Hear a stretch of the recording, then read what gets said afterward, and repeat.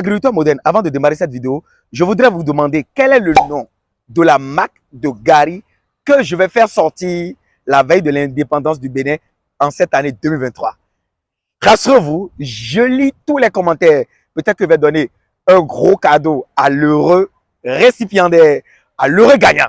On reste concentré du début jusqu'à la fin de la vidéo. Je produis mes poulets, je produis mes maniocs, je produis mes papayes, je n'ai pas trouvé de marché. Comment trouver à 100% le marché? Est-ce que vous avez bien? Voilà, je suis au Congo, je suis au bord d'une belle plage, voilà, à Pointe-Noire. Et là, je suis en train de tourner cette vidéo depuis Pointe-Noire. Le Congo est un très magnifique pays, un très beau pays. Je vous invite à visiter ce pays. Salut agriculteur moderne. Pour ceux qui ne me connaissent pas, je suis monsieur Talagbe Valère Wansou, ingénieur agronome praticien, entrepreneur, multi-investisseur. Sur ma chaîne, je parle d'agriculture, je parle de développement et je parle d'investissement en Afrique. Et si c'est des thèmes qui vous passionnent, qui vous intéressent, vous êtes au bon endroit. Dans un premier temps, il faut liker la vidéo. Il faut s'abonner à la chaîne YouTube. Il faut activer la cloche de notification pour ne plus jamais louper de pareils contenus. Il faut partager la vidéo sur tous les réseaux sociaux pour faire grossir cette magnifique communauté d'agriculteurs modernes. On y va.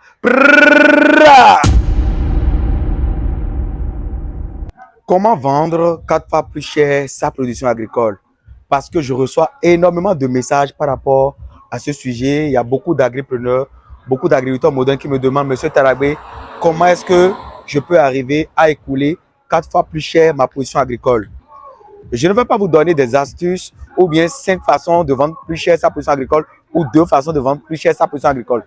Je vais vous donner mon exemple et on y va. Il y a de cela un an, bientôt un an, en août ça va faire un an, j'ai lancé la production de 10 hectares de manioc pour mon propre compte. Alors, selon le compte d'exploitation et toutes les estimations que j'ai eu à faire, je me suis dit que je dois me faire 8 millions de chiffres d'affaires par hectare. Et qu'est-ce que je constate? Sur le terrain, quand j'ai fini de produire, Dieu merci, le manioc a bien produit, tout a bien marché. Eh bien, le marché m'a cassé la gueule. Le marché me dit qu'il ne l'achète pas les 10 hectares à 8 millions de francs CFA, mais plutôt à 3 millions de francs CFA. Donc, le marché veut l'acheter ma production à 3 millions de francs CFA, ce que j'ai prédit faire à 8 millions. Or, il ne faut pas oublier que j'ai investi 5 millions de francs CFA, soit 500 000 francs CFA par hectare. Donc, j'ai investi 5 millions de francs CFA pour labourer les 10 hectares de manioc et aujourd'hui, le marché veut me l'acheter à 3 millions. Ça veut dire que j'ai une perte nette de 2 millions de francs CFA. Alors, qu'est-ce que j'ai décidé de faire? J'ai cogité, j'ai réfléchi dans ma tête. Je me suis dit, mais tiens, qui sont ceux qui veulent m'acheter mon manioc? Ceux qui veulent m'acheter mon manioc sont des transformateurs. Eux, ils sont pour la plupart pas des producteurs agricoles. Ils sont des entreprises de transformation agroalimentaire ou des bonnes dames qui passent de champ en champ pour acheter des produits agricoles à prix bradé. Et voilà l'utilité de cette vidéo. Il ne faut pas oublier que la plus grande partie des bénéfices issus du domaine agricole provient de la transformation agroalimentaire. Sans la transformation agroalimentaire, nous ne pouvons rien faire de grand. Nous ne pouvons pas être épanouis. Aucun agriculteur ne peut être épanoui. Alors, qu'est-ce que Talagbe a fait? Talagbe a réfléchi à la création d'une marque de manioc bio et qui va mettre l'accent sur la transformation 6 heures au plus tard après la récolte, qui va mettre l'accent sur la transformation manuelle par les femmes du Bénin. Tout le processus est manuel. Pourquoi? Parce qu'aujourd'hui, si vous ne le savez peut-être pas, aujourd'hui, les pays développés, les pays qui ont les moyens, et aujourd'hui, les gens ont envie d'aider indirectement les gens qui n'ont pas beaucoup de moyens, qui sont pauvres, et en quoi faisant, en achetant des produits agricoles issus de ce type d'agriculture. J'ai réfléchi dans ma tête, je me suis dit, tiens, Valère, tu vas créer une marque de manioc dont les racines seront transformées 6 heures au plus grand temps après la récolte, qui sera gérée uniquement par les femmes, qui sera transformée dans une usine très propre, artisanale, qui respecte la marche en avant, qui respecte les conditions élémentaires. Les conditions élémentaires d'hygiène. Les conditions élémentaires d'hygiène. Et cette marque a vu le jour. J'ai investi énormément d'argent dans la création de la maquette de cette marque, dans le packaging. J'ai dit, mais comment je vais pénétrer le marché? Comment je vais faire pour me différencier, pour faire la différence entre les anciennes marques qui existaient et moi, ou bien entre le gari traditionnel du Bénin qui est vendu au kilo? Est-ce que je vais vendre ce gari là au kilo? Est-ce que je vais vendre ce gari là au kilo? Ou bien est-ce que je vais transformer ce gari?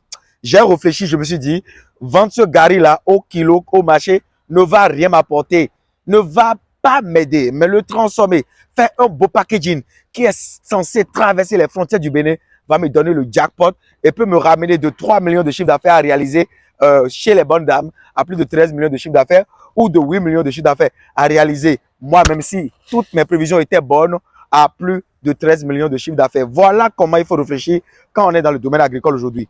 Vous savez, la difficulté que les agriculteurs aujourd'hui ont une difficulté d'accès au marché. Et ce n'est pas un homme politique qui viendra vous aider pour vous dire, voilà, je vous ai trouvé le marché en Belgique, je vous ai trouvé le marché je vous ai trouvé le marché au Canada, je vous ai trouvé le marché aux États-Unis. Non. C'est nous-mêmes qui allons travailler. C'est nous-mêmes qui allons réfléchir.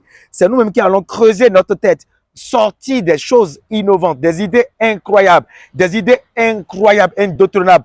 Et la particularité de cette marque de gari que je vais créer la veille, c'est stratégique, la veille de l'indépendance du Bénin, c'est que ce gari est incroyable.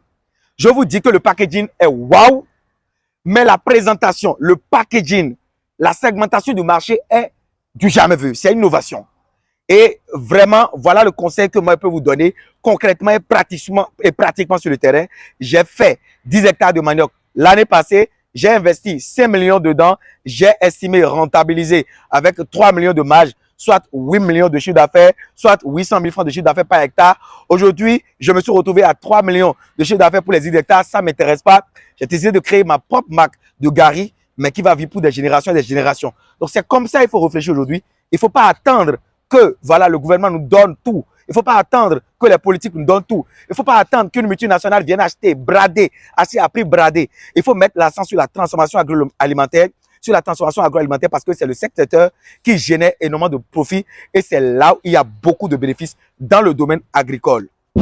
Voilà, agriculteur moderne, la substance de tout ce que vous pouvez donner comme conseil pratique vu moi mes propres problèmes sur le terrain. L'herbe n'est pas plus verte ailleurs.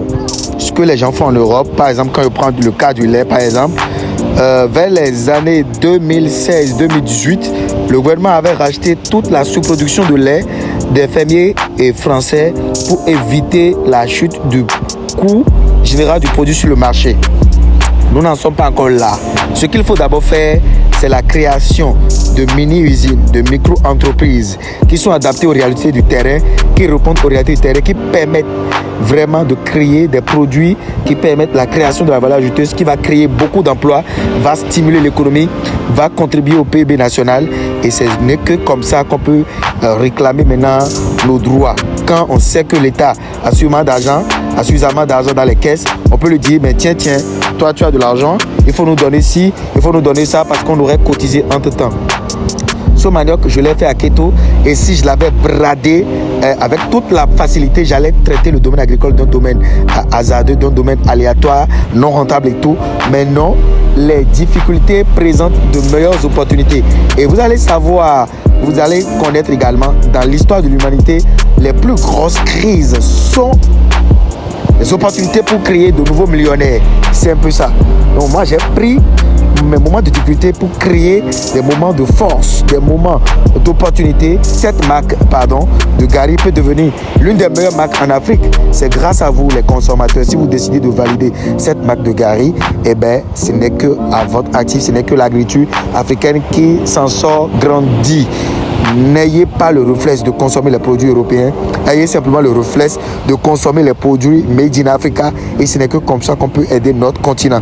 Vous n'allez jamais voir un Européen qui va en Afrique aller se présenter dans un restaurant africain comme ça, à moins que ce restaurant ait de bonnes notes sur internet, à moins que l'un de ses amis lui ait fait la recommandation de venir visiter ce restaurant. Sinon, ils viennent toujours